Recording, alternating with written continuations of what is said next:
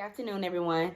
So in this video, we will be discussing how vital communication is, especially effective communication, to building different relationships and rapport, especially that of the higher education system. So I'm going to jump right into the video.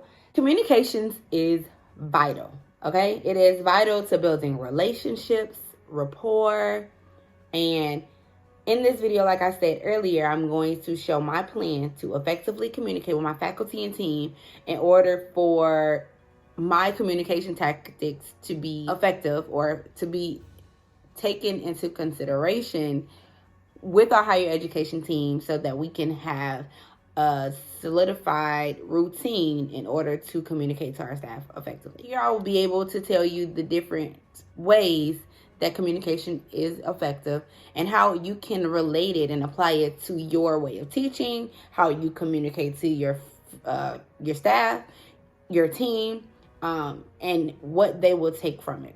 So the first one is for me to be relatable.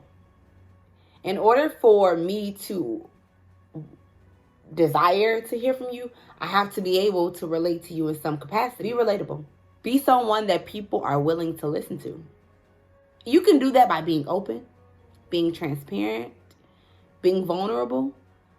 And this will help other people gravitate towards your energy when you communicate.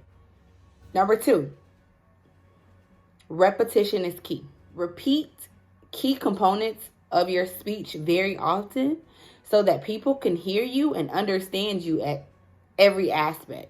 For example, I'm a teacher.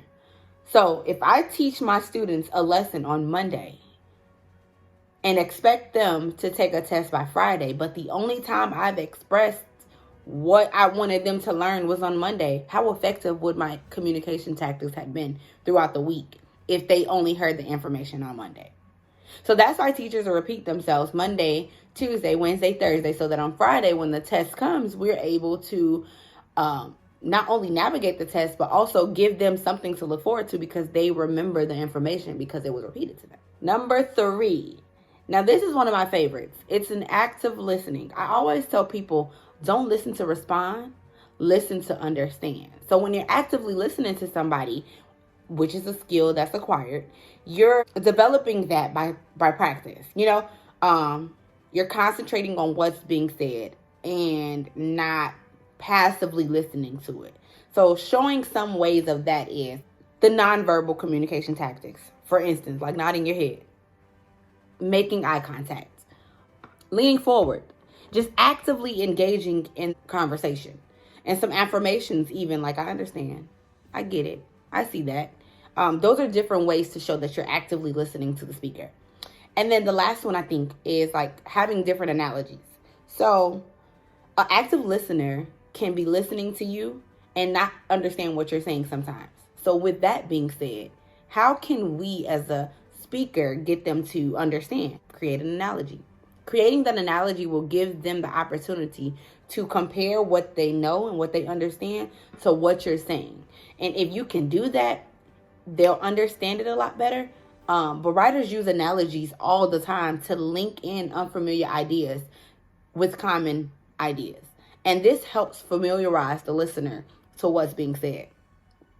And even if it may be difficult to understand, then they will be able to using those different analogies. Now, effective communication in higher education can be difficult. One, because it's integrated. So everybody has an opinion about what is best. And what's widely acceptable is that some others' opinions may be more over than those who are like me, newly hired educator in the higher community system. It can be difficult to express how you feel sometimes.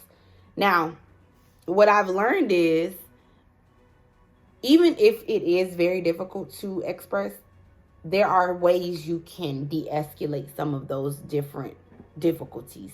One way to de-escalate is create a platform, right? And this platform would allow you to express your opinion in a non-biased way, which is, at first it was non-conventional, but now that technology has arisen, Surveys have helped, and different solution-bearing trainings have helped de-escalate certain things, so that when everybody's on the same playing field, it just warrants a way for opportunity to express itself in the situation without having to deteriorate anybody else's ideas or chances and make them feel less than in a situation.